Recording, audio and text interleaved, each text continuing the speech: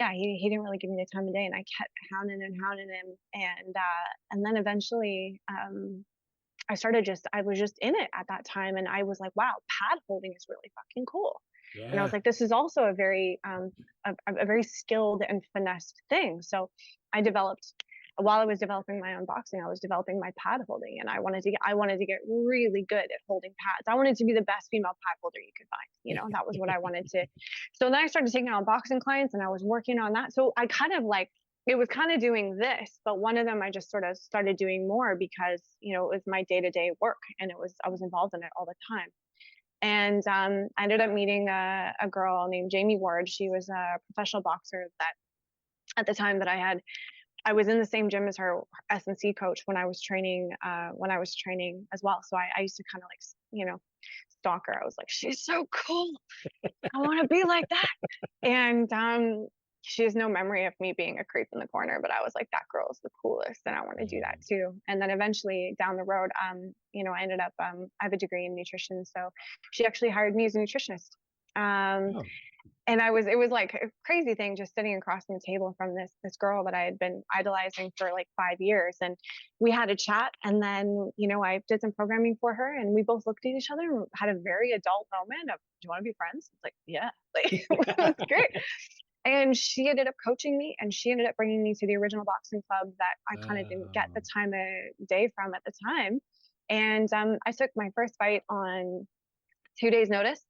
And shit. yeah, it was a situation where someone got injured, and Mm. the girl I was just happened to be within a few pounds. And I said, fuck yeah. So, after that, I remember the coach and the president of BC Boxing coming up to me after, being like, oh, kid, you got a lot. I was like, I've been emailing you for 2 fucking years. I've been Facebook messaging you, because this was back in like, oh my God, 2015 or 16 or something. But yeah, and I competed up until provincials that year. And I had an option to go to the national team, or at least to try out for the national team that year. And I ended up moving to LA instead. And when I moved to LA, I thought, I want to be pro.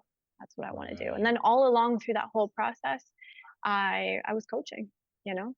And then obviously COVID hit, LA shut down, and I didn't really Yeah. get that pro opportunity, but I got a lot of boxing education in that time. I had really high level sparring. I had a couple fights in that time. There were still some gyms doing some sneaky stuff. And then I ended up flying back to Canada for another fight at the time. Um, and ended up boxing for USA Boxing for that time, and I learned so much, and really developed my boxing. And then when I got back to Canada, I kind of thought, I'm 30, I was 33 or something at the time, and I thought, I don't know if pro is what I'm gonna end up doing. Is that Yeah. the path, that I really do? I really want to fight for my money, kind of thing. That is the Um, thing. and and then I got into the promotion biz, and that just checked the box for my involvement in boxing, and how I really felt fulfilled outside of the ring. Yeah. So, oh, there's so many things I want to touch on. Can you tell the people who don't quite understand? Because I love talking about this when it comes to wrestling too, Mm-hmm. when it comes to Canada and in America. For those who don't quite understand how it works, walk us through fighting in America and fighting in Canada and the differences, obviously, between the two. Yeah, I mean, at the time, like, it's a little different now, just in terms of like, we really struggled to get opponents, like, Yeah, and it was tricky in the States a little bit too. Like, you have to be willing to travel too. of course. So there was like a little bit in Northern California, Southern California, there were opportunities. Um, and in Canada at the time too, it was a really small pool of people. You kind of end up fighting the same girls all the time. Yeah. Um, and you're not really sparring women either. You're sparring men to go fight women, and it's just it was challenging at the time. And now the pool of people has definitely grown. Boxing's grown exponentially in Yeah, popularity, especially in females, as is wrestling and jujitsu. And for sure. women's martial arts is growing and growing. And Women's you know, sports in general is it, on another it, level now, and I love yeah, it. Yeah. right. Look at even the WNBA. Like, no one was talking Oh, about the yes. WNBA last year.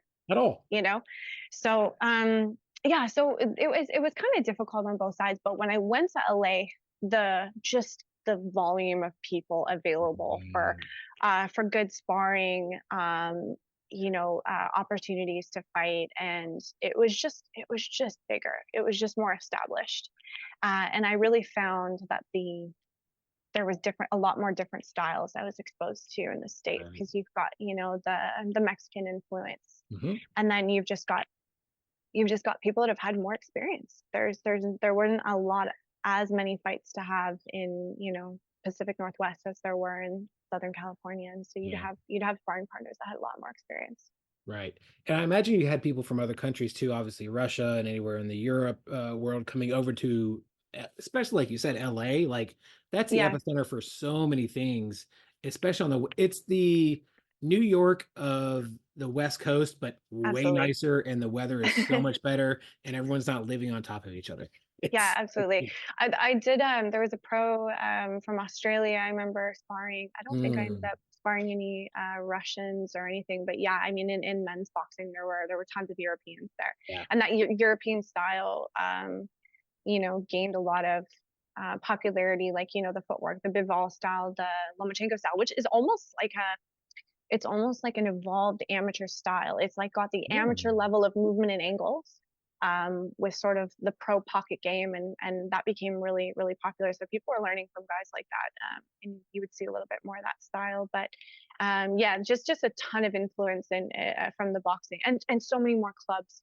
In LA, yeah. it's like you can throw a stone, and there's a few miles away there's another club that you can go hit, and you can meet people there. And Right. and I had some interesting experience. Like, I always felt very welcomed. I always felt, but there were some situations that were like super intimidating, right? Like, I remember going for sparring in Inglewood, which Oh, is, yeah, if I've you're been there. familiar Yeah. with Inglewood, California, right? Yeah. And we went into this, we parked on the street, and I was like, oh my God. And I had a couple of my boys with me, and yeah, my backup. It was a rough neighborhood, man. Like, there were bullet holes in some There of are parts of the Inglewood that are very scary. Yeah.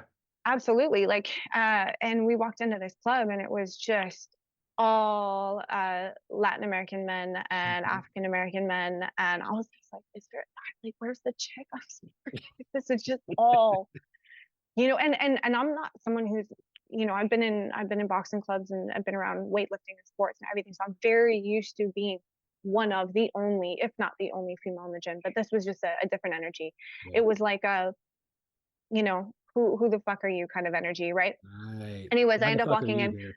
Yeah, and I'm walking I'm like getting changed. I'm lacing up my boots. I still can't see this fucking girl. I'm like, did I get stood up or whatever? Anyways, the only other white girl there No. was my sparring partner, and she was awesome. She's a pro fighter now. She's like 3-0, and That's she awesome. was a national champion. Yeah, she's fantastic sparring. And just the after the guys started watching a few of our rounds, all of a sudden it was just all friendly and smiles Yeah, of and supportive, course. and Yeah. everyone just melted down, right? But there was an energy, and not the same kind of energy you would ever get in Canada. There's different levels of intimidation in different clubs, and I think for Obviously. men walking into martial arts clubs, or going to roll in foreign territory, or there's a different energy.